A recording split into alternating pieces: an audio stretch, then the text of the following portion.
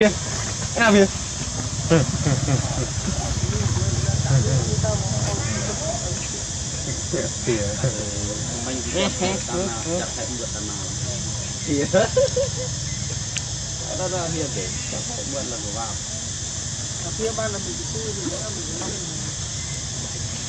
mặc đôi chân lìa Tanah kona adoni ni lần này của Adon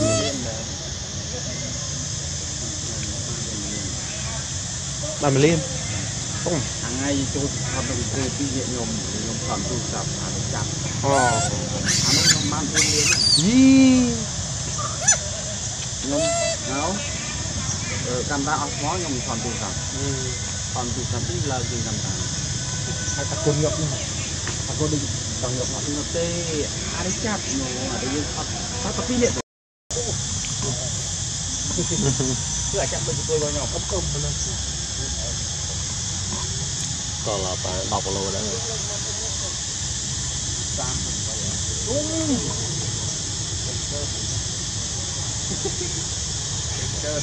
mát khay ở trong lưới thì ta nó bị kia anh nó bị cái này này có tao nhìn đâu đây kia cái đạn bàn mà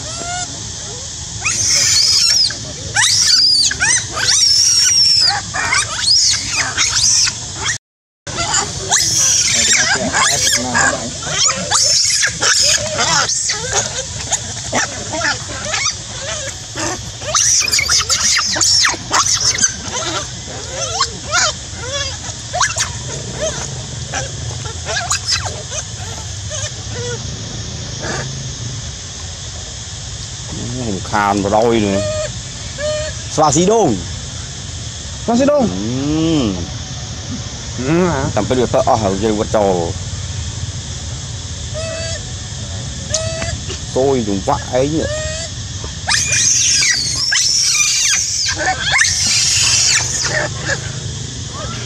bật tên nó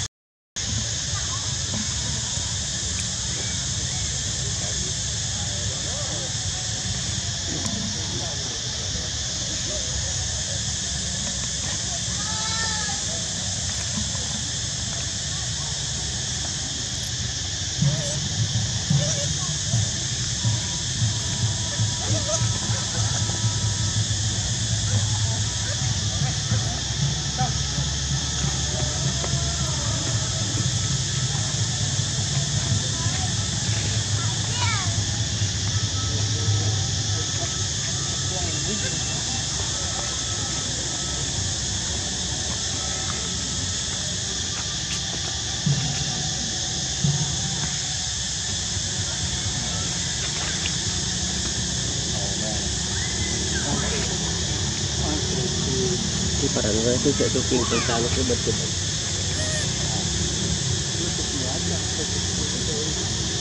Bết.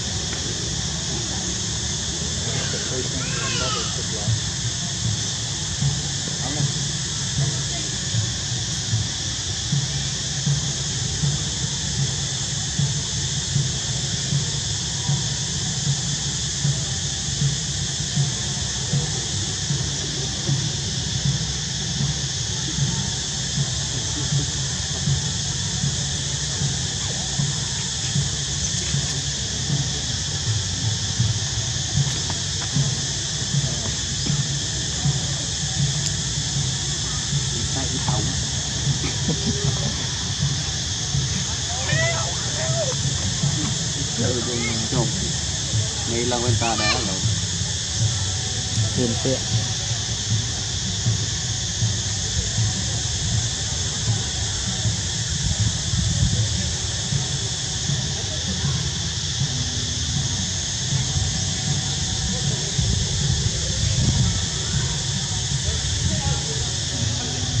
Nãy anh mãi lâu mới lần luôn lệ với ngược. Nếu mà bạn phải nó Cả cái cứ nhảy than rồi. không là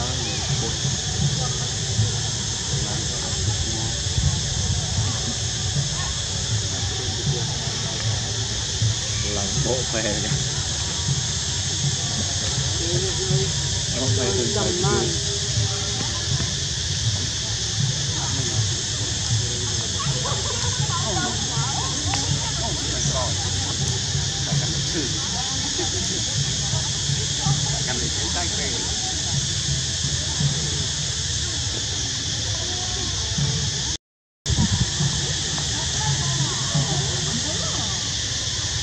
Chụp cả ảnh. Ồ, chả gì. Một thử.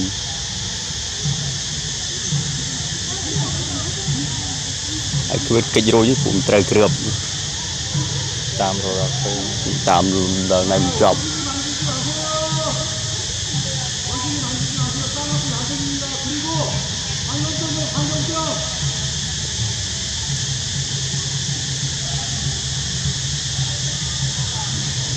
Chai này nè.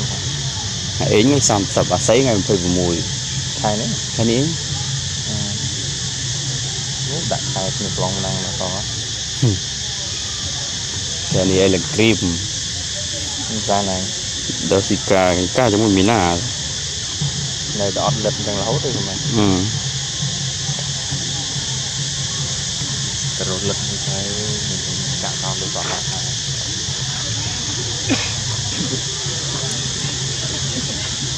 Rồi nè đọt chơi với thế. Sợ năng ốm đời xa nơi cá nơi thưa cá cái bọt đang phì. Nơi bọt thì chắc bọt hơn. Chính thưa cá.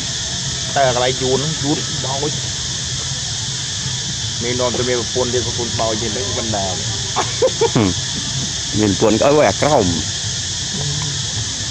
Thì tại phun để bò quẹt còng. Bỏ còng nữa. Ồ.